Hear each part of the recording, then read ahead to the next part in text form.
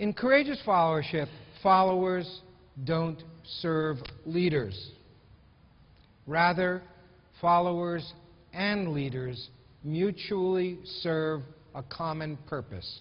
They are there to serve a mission that's in public service is mandated, and they do so within a framework of certain shared values.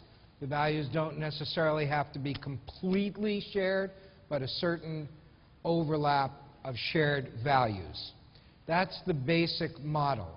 In the real world, it gets much more complex than that, because there are many leaders, they bring divergent values, there are many followers who are seeking to influence each leader, each from a somewhat different perspective, and we get one other factor here, which is the factor of self-interest.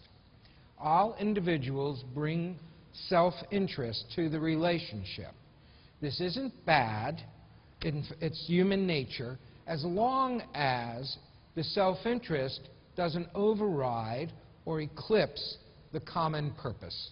As long as it's the common purpose, the mission, which organizes our priorities, then self-interest is not only legitimate, but it's important for you to pay attention to get some sense of what is the self-interest of the leaders you are working with and trying to influence. Because even when there are policy divergence, if you understand the self-interest, you can often frame what you're saying in a way that the leader recognizes you do understand their interest, you are covering their back, and you're presenting legitimate ideas that serve the common purpose. You also, of course, have your own self-interest, and that self-interest is interesting in terms of followership, because we tend to conceive of our self-interest in terms of, naturally, survival, and we are leery of taking risks that threaten our career path within the relationship.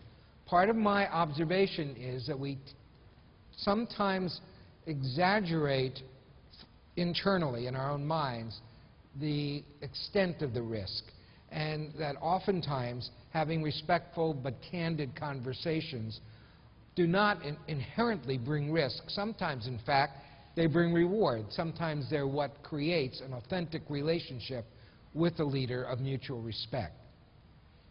So with that framework in mind, bear in mind two things about leadership. These are two aspects of the dynamics of leadership that are going to become important in terms of how you follow. The first is staying cognizant of the fact that as leaders rise in an organization, the visibility and pressures on them significantly increase. These are some of the pressures your senior leadership is under. You know, you may not get called to the White House. They do.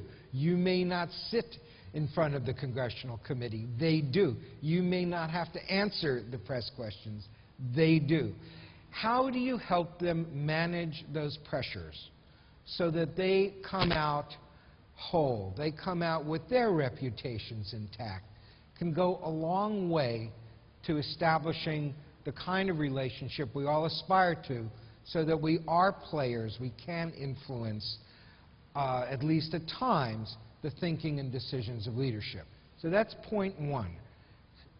Point two is that all leaders are flawed. Why can I say that all leaders are flawed? Because we're human. All humans are flawed. So all leaders are flawed, all followers are flawed. When I'm a leader over a certain small group, I will sometimes make mistakes. Those mistakes will tend to have tactical ramifications.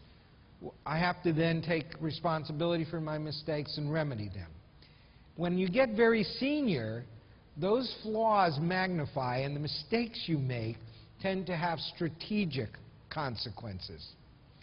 So therefore, it becomes more important to, if I'm smart, to surround myself with people who are candid enough, smart enough, expert enough, skilled enough to help me reduce the number of serious mistakes I make. And from a followership perspective, how do I become that person that helps the leader avoid those mistakes?